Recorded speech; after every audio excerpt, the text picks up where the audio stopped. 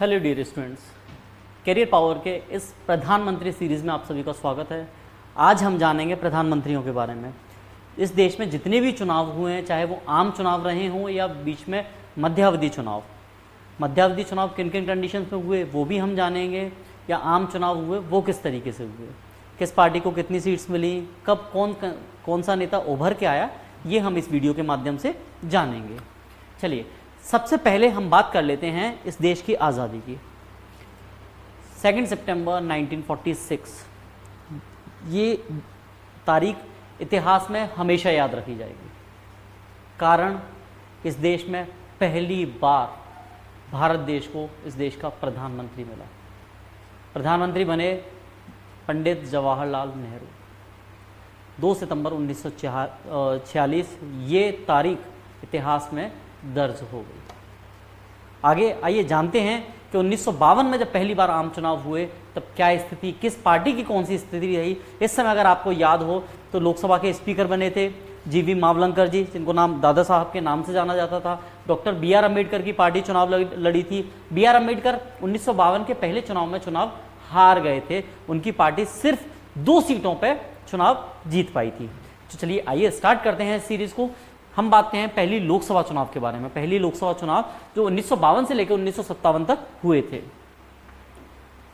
देखिए, पहले लोकसभा चुनाव कब से कब तक हुए? 1952 से लेकर 1957 तक ये टेन्योर रहा था। 1952 में पहली बार ये लोकसभा चुनाव हुए। कुल सीटें जो लोकसभा की टोटल थी इस समय कितनी थी? 499 सीटों पर लोकसभा चुनाव हुए। इसी समय एक इंटरेस्टिंग बात, एक सीट है फूलपुर सीट। उस फूलपुर सीट से लोकसभा चुनाव लड़े थे प्रधानमंत्री श्री कौन थे इस समय हमारे प्रधानमंत्री? पंडित जवाहरलाल नेहरू। ठीक है ना। लोकसभा का पहला चुनाव जो हुआ था 25 अक्टूबर 1951 से स्टार्ट हुआ था। 21 फरवरी 1952 तक ये चला था। कुछ टेन्योर चलता है ना, डिफरेंट सीट्स में डिफरेंट फेजेस में होता है। तो ये रहा। दूसरी बात, हिमाचल प्रदेश के चीनी और पांगी तहसीलों में सबसे पहले वोटिंग हुई, सबसे पहले मत डाले गए। कुछ इंटरेस्टिंग फैक्ट्स रहेंगे जो आपने पढ़ा है उससे हटके मिलेगा, तो आप कोशिश करिएगा उन पे आपका ध्यान रहे। कांग्रेस पार्टी इस समय इतिहास की सबसे बड़ी पार्टी निकल के आई और पहली बार में ही इसने 364 सीटों के साथ अपनी जीत हासिल की और सरकार बनाई। इस समय एक पार्टी और एग्जिस्ट करती थी, भारतीय कम्युनिस्ट पार्टी सीपीआई, जो 49 में से 16 सीटें हासिल करके दूसरे स्थान पर रही। साथ ही साथ हमने जैसा कि डिस्कस किया था, डॉक्टर बी.आर. अम्बेडकर की शेड्यूल कास्ट फेडरेशन एक पार्टी थी जिन्होंने 35 सीटों पर चुनाव लड़ा था और अंत में उनमें से केवल वो 2 सीटें ही बचा पाई और साथ ही साथ डॉक्टर बी.आर. अम्बेडकर स्वयं चुनाव हार गए। Doctor B R. अम्बेडकर जिससे स्वयं चुनाव हारे, वो व्यक्ति एक समय उनके ड्राइवर हुआ करते थे। क्लियर? दादा साहब के नाम से प्रसिद्ध गणेश वासुदेव मावलंकर, जीवी मावलंकर जिनको हम कहा जाता है, जब आप लूसेंट निकालेंगे तो आपको ये फैक्ट हमेशा रहेगा। लोकसभा के प्रथम अध्यक्ष कौन थे? जीवी मावलंकर लोकसभा के पहले स्पीकर बने थे। चलिए दूसरे फैक्ट के बारे में जानकारी रखते हैं हम अभी।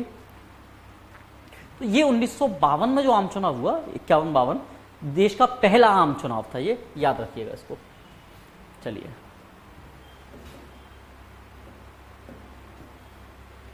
दूसरे लोकसभा चुनाव की अगर बात करूं तो ये दूसरा लोकसभा चुनाव 1957 में हुआ। हमने देखा 1952 से 57 तक उसका कार्यकाल रहा, टेन्योर रहा। तो इस समय सीट्स की संख्या बढ़ के हो गई 505।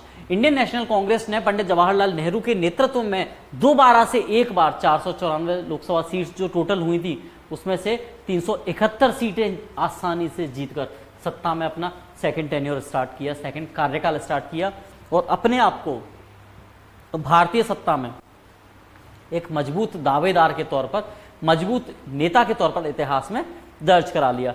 सीपीआई को फाइनली 27 सीट्स मिली और दूसरी जो प्रजा सोशलिस्ट पार्टी है वो आपकी 19 सीटों के साथ थर्ड स्थान पर रही। विशेष रूप से ये चुनाव 1956 के राज्य पुनर्गठन आयोग अधिनियम के कार्यान्वयन के बाद होने वाला पहला चुनाव था। राज्य पुनर्गठन आयोग किसके नेतृत्व में रहा था? फजल अली के नेतृत्व में ये किया गया था। क्लियर? साथ ही साथ 1957 के लोकसभा चुनाव में केवल 4 राष्ट्रीय और 11 राज्य स्तरीय पार्टियों ने प्रतिस्पर्धा ली, मतलब पार्टिसिपेट किया, कॉम्पीट किया इलेक्शन। यही इतनी सी ही पार्टियां इलेक्शन लड़ी थी।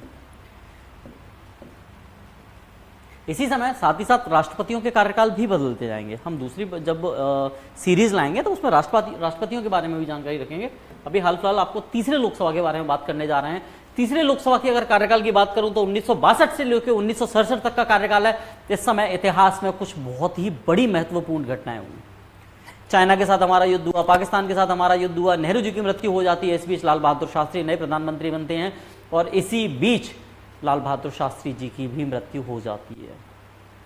और इसी समय इसी टेन्योर में एक महिला निकल के सामने आती है जो आगे जाके विश्व इतिहास में अपना नाम सुनहरे अक्षरों में इतिहास के पटल पर लिख जाती है। इसका नाम क्या है? इंदिरा गांधी उसका नाम है। क्लियर? तो सीटें टोटल थी 500, आपकी टोटल सीट्स थी 508।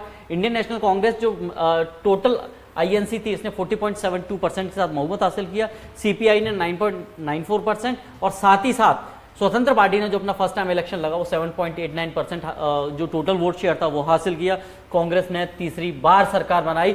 इतिहास में ऐसा बहुत ही कम हुआ, आगे होगा कि शायद कोई पार्टी इतने लंबे समय तक किसी लोकतांत्रिक देश में चुनाव जीतकर एक अपना साम्राज्य बनाए रखे। श्री नेहरू ने 15 अगस्त 1947 से लेकर 27 मई 1964 तक प्रधानमंत्री के रूप में कार्य किया। इस दौरान दो कार्यवाहक प्रधानमंत्री बने जिनका गुलजारी लाल नंदा, जिन्होंने 2 बार सेवा की, पहली बार 27 मई से लेकर 9 जून तक 1964 में और 11 जनवरी से लेकर 24 जनवरी 1966 में। श्री शास्त्री जो 9 जून 1964 से लेकर 11 जनवरी 1966 तक पद पर रहे थे। शेष लोकसभा सत्र के लिए इंदिरा गांधी प्रधानमंत्री बन गई। क्लियरली गुलजारी लाल नंदा जब एक वैक्यूम क्रिएट हुआ तब ये प्रधानमंत्री बनाए गए थे। इतिहास में पहली बार इंडेलिबल इंक यानी अमिट स्याही का उपयोग करना बताया गया कि आपको अमिट स्याही, एक जो होता है आज के टाइम पे अगर वोट डालने जाओगे तो हाथ पे एक ना एक इंक लगती है, तो इंक यहीं से यूज हुआ। तो पहली बार कब यूज हुआ उस इंक का? आपको रहना चाहिए 1962 के चुनाव में। चलिए नेक्स्ट एंड पे चलते हैं हम। देखिए अभी तक अगर आपको याद हो तो 1967 में कौन आ चुकी है? इंदिरा गांधी आ चुकी है। इंदिरा गांधी आने के साथ साथ एक चीज़ और इतिहास में दर्ज हो चुकी है। क्या हो चुकी है? कि डॉक्टर मोरारजी देसाई वो भी यहाँ पर प्राइम मिनिस्टरियल कैंडिडेट बन चुके हैं। चौथा इलेक्शन जो हुआ था 1967 से लेके 70 तक का, इस चुनाव के बाद भारत की पहली और एकमात्र महिला प्रधानमंत्री इंदिरा गांधी सत्ता में आई और देश की आर्थिक चुनौतियों से निपटने के लिए कई नीतियां लागू की। भारतीय नेशनल कांग्रेस ने 56% यानी 283 सीटों के साथ सदन में बहुमत हासिल किया और जबकि स्वतंत्र पार्टी और भारतीय जनसंघ क्रमशः 44 और 35 सीट्स के साथ दूसरे और तीसरे स्थान पर रही। तो ये इलेक्शन कोई ज़्यादा खास इसलिए जाना जाता है कि पहली बार चुन के एक महिला प्रधानमंत्री महिला चुन के आई। ठीक है ना? इतिहास इस चीज को हमेशा याद रखेगा क्योंकि यहां से इंदिरा गांधी युग स्टार्ट होने वाला था, इंदिरा युग स्टार्ट होने वाला था, जिसके बारे में हम बहुत सारी चीजें अब जानने को कंटिन्यू मिलेंगी। 5वीं लोकसभा का कार्यकाल सबसे लंबा कार्यकाल माना जाता है। 1971 से लेकर 1977 तक का ये कार्यकाल रहा। इस बीच इतिहास बहुत सी बड़ी घटनाओं के लिए जाना जाता है। उन घटनाओं के बारे में हम जान लेते हैं। इंदिरा गांधी के गरीबी हटाओ के नारे और बांग्लादेश युद्ध के दौरान उनके नेतृत्व ने जनता के बीच उनकी लोकप्रियता बढ़ा दी। पाकिस्तान से बांग्लादेश अलग किया। 26 मार्च 1971 को बांग्लादेश अलग बना दिया गया। 25 जून 1977 को आपातकाल की घोषणा की बाद की अवधि में स्वतंत्रता के बाद के इतिहास में भारत को सबसे काला समय देखा, जिसे नागरिक स्वतंत्रताएं निलंबित कर दी गई। फंडामेंटल राइट्स आपके कंप्लीटली नल एंड वाइड कर दिए गए थे। जीने का अधिकार था आपके पास, इसके अलावा सारी स्वतंत्रताएं आपके थी। राइट टू फ्रीडम आपकी पूरी की पूरी छीन ली गई थी। साथ ही साथ इंदिरा गांधी ने इस 1971 के इलेक्शन में जो किया था वो क्या किया? 352 सीट्स हासिल की।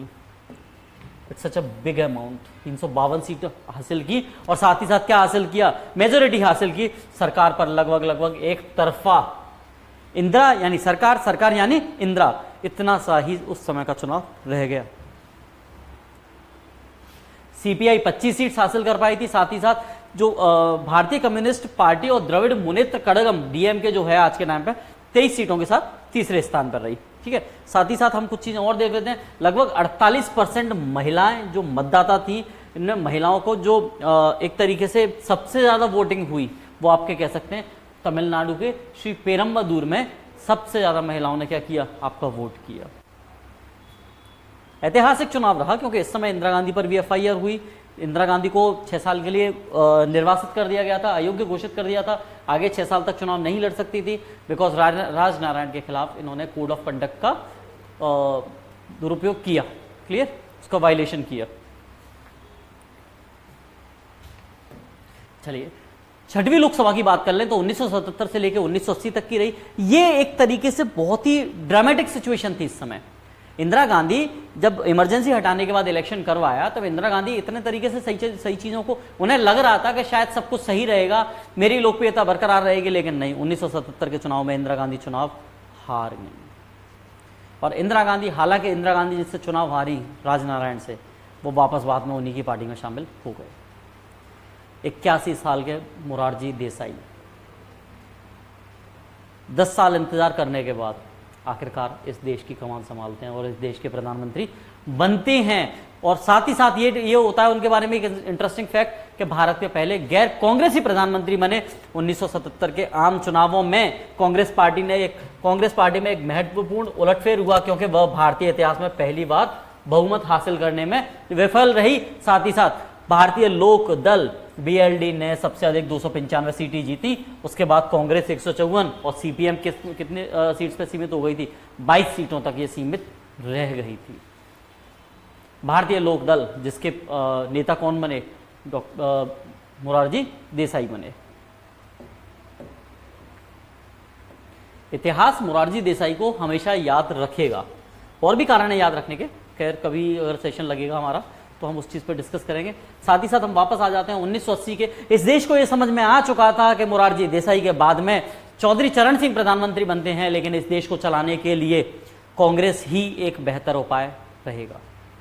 दूसरे दलों के बस की बात इतनी नहीं है कि वो इस देश को उस तरीके से उस स्तर पर चला सके जिस तरीके से इंदिरा गांधी इस देश को चला रही थी। वापस 1980 में चुनाव होते हैं। 1980 के आम चुनाव में वापस से ये देश की जनता इंदिरा गांधी को चुनकर लाती है। टोटल 531 सीटों पर चुनाव होते हैं, जिसमें से 353 सीट कांग्रेस लेकर आती है, बहुमत लेकर आती है। और दो पार्टियां जो इस समय चलती हैं, एक जनता पार्टी और भारतीय कम्युनिस्ट पार्टी जो मार्क्सवादी की होती है, 4137 सीटों की लेकर आती हैं। तो इसी समय एक पार्टी निकल के आती है जिसको हम क्या बोलते हैं आगे जाके भारतीय जनता पार्टी। यहीं से इस पार्टी की नींव रखी जाती है। साथ ही साथ सरकार के लिए बहुत सारी परेशानियां थी, जिसमें इस समय बेरोजगारी, श्रमिक विरोध, पंजाब में बढ़ता उग्रवाद, पंजाब में इस समय जो आपका खालिस्तान मूवमेंट है वो बहुत ज्यादा हो चुका था। भिंडरावाला इस समय अपनी सुप्रीम पावर बन चुका था। हालांकि वो बीच कांग्रेस द्वारा ही बुझाया गया था, लेकिन उसका खामियाजा भी कांग्रेस को ही भुगतना पड़ा। इस अवधि में ही ऑपरेशन ब्लू स्टार हुआ, जब भिंडरावाला को मारने के लिए किया गया। साथ ही साथ ऑपरेशन में स्वर्ण मंदिर और अन्य धार्मिक स्थलों पर भी हमला किया गया था। दुर्भाग्य से इस कारण इसी का विरोध करते हुए 31 अक्टूबर 1984 को उनके सिख अंगरक्षकों ने, जिसमें से एक बेअंत सिंह जी भी थे, उनकी हत्या कर दी गई। इंदिरा गांधी इस समय इस देश को अलविदा कह चुकी। इसी समय जब चुनाव होंगे आगे 1980 से 1984 तक 5 साल हो गए चुनाव को।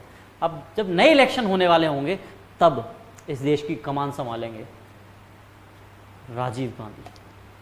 राजीव गांधी इस समय विदेश में होते हैं। वो आते हैं, उनको आते ही प्राइम मिनिस्टर की जो शपथ होती है वो दिलवाई जाती है। इसके बाद में उनका कार्यकाल शुरू होता है। 1984 में टोटल जो लोकसभा की सीट्स थी 516 थी। राजीव गांधी इस समय मुख्य प्रधानमंत्री बन जाते हैं। जनवरी 1980 में इंडियन नेशनल कांग्रेस ने 353 सीटें जीती और सबसे कम सीटों पर चुनाव जीता जनता पार्टी ने। और ये फैक्ट शायद हो चुका है एक बार, राइट? ओके, सॉरी, एक बार और रिपीट करते हैं। आगे चलिए, आगे चलते हैं। हाँ, 1984 से 1989 की बात करते हैं। राजीव गांधी द्वारा कांग्रेस के संगठनात्मक स्तर पर आमूलचूल परिवर्तन किया गया और साथ ही साथ एनटी द्वारा आंध्र प्रदेश के राजनीतिक परिदृश्य को आकार दिया गया। ठीक है ना? इस समय के दौरान बीजेपी, जो आज की बीजेपी है, भारतीय जनता पार्टी ने अपनी पहली उपस्थिति दर्ज कराई और साथ ही टीडीपी ने एनटी के साथ मिलकर अपार लोकप्रियता हासिल की। उस समय रामाराव शीर्ष नेताओं में से एक थे। एनटी रामाराव की बात चले, यहाँ पे एनटी अगर याद हो तो दक्षिण भारत के एक बड़े अभिनेता रहे हैं, जो पॉलिटिशियन भी रहे हैं। जीती गई सीटों के मामले में कांग्रेस पार्टी ने रिकॉर्ड 414 सीट हासिल की। 1984 में पहली बार इतिहास में किसी पार्टी को 400 सीट्स मिली। उसका सबसे बड़ा कारण क्या रहा? इंदिरा गांधी की मृत्यु की सहानुभूति। इस देश की जनता ने इंदिरा गांधी की मृत्यु पर सहानुभूति जताई और राजीव गांधी को सपोर्ट दिया, जिसकी बदौलत कांग्रेस कितनी सीट्स लेके आती है? 414 सीट्स लेके आती है। उसके बाद टीडीपी 30 और सीपीएम 22 सीट्स लेके आती है। भाजपा इस समय सिर्फ और सिर्फ 2 सीट पे चुनाव लड़ती है, वो 2 सीट पे चुनाव जीतती है, एक गुजरात में, एक दूसरी आंध्र प्रदेश में। जो दूसरी वाली सीट है वो तब आंध्र प्रदेश में थी, आज के टाइम पे कहाँ है, वो तेलंगाना में। 1989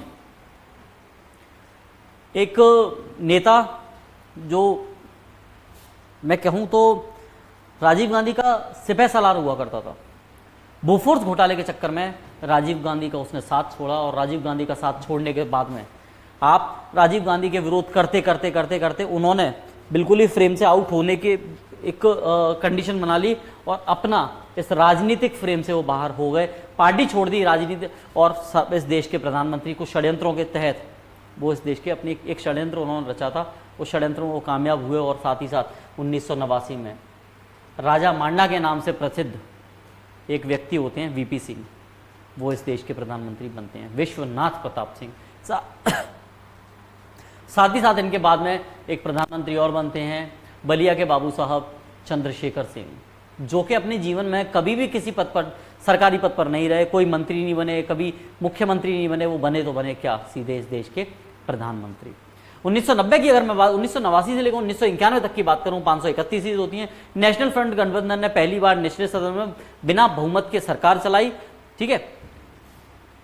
तब जनता दल ने वीपी सिंह के प्रधानमंत्री पद की शपथ ली। जनता दल को टोटल जितनी सीट्स मिली थी, कितनी मिली थी, 143, जबकि बीजेपी उसके बाद सेकंड स्थान पर रही। भाजपा को सबसे अधिक फायदा हुआ, और उसके सांसदों की संख्या 2 से बढ़कर कितनी हो गई, 85 हो गई।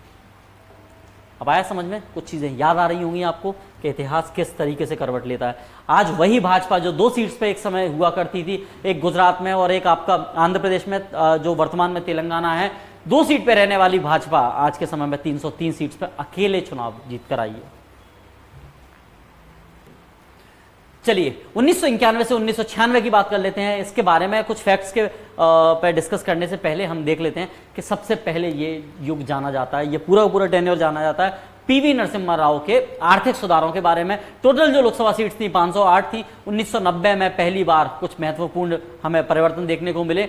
एलपीजी रिफॉर्म जो पीवी नरसिम्हा राव द्वारा लाया गया, अर्थव्यवस्था को भारत की उदार बनाया उसने। साथ ही साथ इस समय कुछ और बड़ी घटनाएं हुई, जैसे मंडल आयोग की सिफारिशों को लागू कर लिया गया था।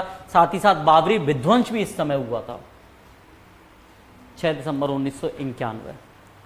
इतिहास में यह तारीख सदैव के लिए दर्ज हो गई। 1991 के आम चुनावों में कांग्रेस ने 232 सीटें जीती, साथ ही साथ बीजेपी ने 120 सीटें जीती। माफी चाहूंगा, शायद मैं फैक्ट्स कुछ गलत बोल गया, मैं फिर से रिपीट कर दे रहा हूं। 1991 के आम चुनावों में कांग्रेस ने 232 सीटें जीती, बीजेपी ने 120, और साथ ही साथ जनता दल ने जितनी 59 सीटें जीती, 59 सीट्स के साथ ये अपने 3rd नंबर पर रही। अब यहां से थोड़ा सा खिचड़ी वाला माहौल शुरू हो जाता है, 1996 से 98 वाला। इस समय कुछ व्यक्ति चेंज होते हैं। अटल जी प्रधानमंत्री बनेंगे, फिर एच.डी. देवगौड़ा बनेंगे, फिर आई के गुजराल बनेंगे, फिर अटल जी दोबारा बनेंगे, और फिर अटल जी तिवारा बनेंगे। 3, 13, 5 पूरा ये अटल जी की कार्यकाल आगे जाने के रहने वाला है। 13 दिन, 13 महीने और 5 साल अटल जी सही तरीके से रहे, याद रखिएगा जवाब। टोटल 11वीं लोकसभा की अगर बात करूं तो इसका टेन्योर कितना रहा, 1996 से लेके आपका 1998 का पूरा टेन्योर रहा।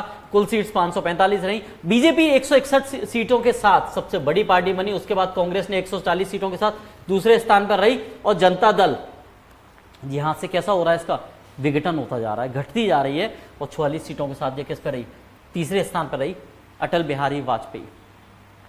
मैंने बताया था सीक्वेंस वही याद रहना का।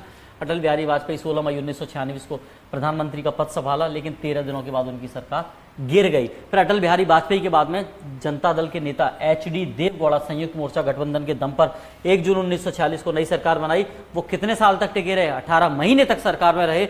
21 अप्रैल 1957 को इंद्र कुमार गुजराल प्रधानमंत्री के पद के रूप में शपथ लेते हैं, लेकिन 11 महीने ही उनकी सरकार चली। अंत में 1998 में मध्यावधि चुनाव करवाने पड़े चुनाव आयोग को, और इस देश को आगे जाके एक स्थिर सरकार मिलने जा रही थी। स्थिर तो फिर भी नहीं थी, गठबंधन की वो भी रहेगी। आई के गुजराल के बारे में एक इंटरेस्टिंग फैक्ट बता देता हूं। आई के गुजराल ने अपनी राजनीतिक रूप से पारी को खत्म समझ लिया था, समाप्त समझ लिया था, लेकिन आधी रात को उनको उठाकर यह बताया जाता है कि सर आइए आप प्रधानमंत्री पद की शपथ लीजिए। He was completely shocked. वो उनको तक ये नहीं पता था कि शायद मैं इस देश का कभी प्रधानमंत्री बनूंगा। चलिए 12वीं लोकसभा के बारे में बात कर लेते हैं। 1998 से 1999 के बारे में मैंने आपको बताया था। 13 दिन 13 महीने और 5 साल, 545 सीट्स पर इस समय 12वीं लोकसभा में चुनाव हुए। गठबंधन के भीतर राजनीतिक अस्थिरता के कारण प्रतिनिधि सभा का अब तक का सबसे छोटा सत्र था। इसका कार्यकाल मात्र 413 दिन का रहा। 11वीं लोकसभा चुनाव की तरह लगातार दूसरी लोकसभा थी जिसने देश को कोई भी लाभ नहीं दिया। अटल बिहारी वाजपेयी भारत के 10वें प्रधानमंत्री बने, लेकिन स्पष्ट जनादेश न होने के कारण सरकार लगभग 13 महीने तक ही चल सकी। 13 दिन वाला टेन्योर हो गया उनका, 13 महीने वाला हो गया। अब देखिए अटल जी का एक टेन्योर आएगा 5 साल का पूरा। अटल जी, इसी समय पाकिस्तान से हमारा वॉर हो चुका था, उसके बाद में देश की जनता ने वापस उनको बहुमत दिया। 13वीं लोकसभा जो इसका टेन्योर रहा 1999 से लेकर 2004 तक का, कुल सीटें 545। 1999 में भारतीय आम चुनाव 5 सितंबर से 3 अक्टूबर 1999 के बीच 5 चरणों में हुए, 5 स्टेजेस में हुए, जो उस समय स्वतंत्र भारत में आम चुनाव के लिए सबसे लंबा राजनीतिक अभियान था। बीजेपी ने 182 सीटों पर चुनाव जीता। कितने सीटों पर? 182 सीटों पर। उसके बाद आईएनसी इंडियन नेशनल कांग्रेस ने 114 सीट्स, सीपीएम थी आपकी, सीपीएम आपकी मार्क्सवादी वाली 33 सीट्स, और साथ ही साथ चुनाव में पारंपरिक मतपत्रों के साथ ईवीएम का भी प्रयोग यहां पे करते हुए देखा गया। वीवीपैट के साथ क्या चल रहा है? ईवीएम का यूज चल रहा है। कारगिल युद्ध ने वाजपेयी की लोकप्रियता को बढ़ाया, मैंने अभी डिस्कस किया था। 2001 में संसद हमला, 2000 में गुजरात दंगे, और बीजेपी के भीतर वैचारिक दरार ने बाद में एनडीए के लिए मुसीबत खड़ी कर दी, और ये बाद में 10 साल के लिए सत्ता से बाहर हो जाएंगे। सरकार ने भारत के सड़क नेटवर्क का विस्तार किया, स्वर्णिम चतुर्भुज जिसको गोल्डन क्वाड्रिलेटरल प्रोजेक्ट बोलते हैं, प्रधानमंत्री ग्राम सड़क योजना, और साथ ही साथ पोटा जैसे कुछ महत्वपूर्ण कानून लोकसभा के हमले के बाद लाए गए। ये टेन्योर इतिहास के लिए जाना जाता है। इतिहास में बहुत सी महत्वपूर्ण घटनाएं इस समय हुई थी। चलिए, लोकसभा के 2004 से लेकर 2009 तक के समय को जब वैश्विक मंदी दुनिया ने देखी, साथ ही साथ इस देश को एक अर्थशास्त्री को प्रधानमंत्री पद के रूप में देखने को मिलेगा। मनमोहन सिंह के टोटल सीट्स 545 ही हैं, और जो वर्तमान में भी यही रहेंगी। मनमोहन सिंह के नेतृत्व वाली सरकार ने आर्थिक विकास के क्षेत्रों में महत्वपूर्ण प्रगति हासिल की, और सूचना का अधिकार, राइट टू इंफॉर्मेशन एक्ट और राष्ट्रीय ग्रामीण रोजगार गारंटी योजना, national rural employment guarantee scheme जैसे महत्वपूर्ण कानून पारित किए। साथ ही साथ उन्होंने भारत अमेरिका असैन्य परमाणु समझौते पर हस्ताक्षर करके इतिहास रचा, और देश की हमने देखा कि इस देश में पहली बार ईवीएम, इलेक्ट्रॉनिक वोटिंग मशीन पेश की गई। चुनाव आयोग ने देश भर में 10 लाख ईवीएम वितरित किए और चुनाव करवाया। छत्तीसगढ़, उत्तराखंड और झारखंड राज्यों में पहली बार चुनाव हुआ। कांग्रेस पार्टी 145 सीटों के साथ सबसे बड़ी पार्टी बनकर उभरी, जबकि बीजेपी 138 सीटों के साथ दूसरे स्थान पर रही। लेकिन गठबंधन के दम पर कांग्रेस क्या बना लेती है? अपनी सरकार बना लेती है। चलिए, 15वीं लोकसभा के बारे में अगर हम बात करने जाएं तो 15वीं लोकसभा 2009 से लेकर 2014 तक की रहती है। साथ ही साथ prime minister in waiting BJP के तरफ से Lalkrishna Advani candidate prime minister in waiting ही बन के रह जाते हैं। वो दूल्हा बन के तैयार ही खड़े थे कि शायद कभी मौका मिले, इतिहास मुझे मौका दे अपना नाम इतिहास में दर्ज कराने के लिए, लेकिन ऐसा नहीं हो पाता है। टोटल 545 सीट्स पर इलेक्शन होते हैं। कांग्रेस के नेतृत्व वाली यूपीए ने शिक्षा का अधिकार अधिनियम, right to education act, Andhra Pradesh के पुनर्गठन सहित प्रमुख कानून पारित करके सत्ता बरकरार रखी। आर्थिक मंदी और भ्रष्टाचार घोटालों के बोझ तले सरकार चरमरा गई। स्वतंत्रता सेनानी और पूर्व प्रधानमंत्री जगजीवन राम की बेटी मीरा कुमार को लोकसभा की पहली महिला अध्यक्ष नियुक्त इसी कार्यकाल के दौरान किया गया। ऐतिहासिक घटना रही ये बहुत ज्यादा। साथ ही साथ अब 2014 से 2019 के जो 16वां लोकसभा का कार्यकाल रहा उसके बारे में बात कर लेते हैं। टोटल सीट्स 545 रही। भाजपा ने कांग्रेस की जड़ता और भ्रष्टाचार को चुनौती देते हुए अच्छे दिन का वादा के साथ जीत हासिल की। जीएसटी, नोटबंदी, डिजिटल इंडिया, स्वच्छ भारत अभियान जैसी नीतियां पहली बार इतिहास में बिना किसी डर के पेश की गई, जबकि नोटा का विकल्प पहली बार प्रस्तुत किया गया। बीजेपी ने 282 सीटों पर जीत दर्ज की। जीतने के लिए कितनी सीटों की आवश्यकता थी? इस समय 272 सीटों की आवश्यकता थी। 272 प्लस अगर आप लेके आते हैं तो आप इस देश में सरकार बनाएंगे, जबकि बीजेपी 282 सीट्स लेकर आई। कांग्रेस ने 37 सीटें जीती। सुमित्रा महाजन को लोकसभा का पहला अध्यक्ष चुना गया था। माफी चाहूंगा, यहाँ पे थोड़ा सा करेक्शन करना चाहूंगा। कांग्रेस ने 44 सीटें टोटल जीती थी, ठीक है, ये याद रखिएगा।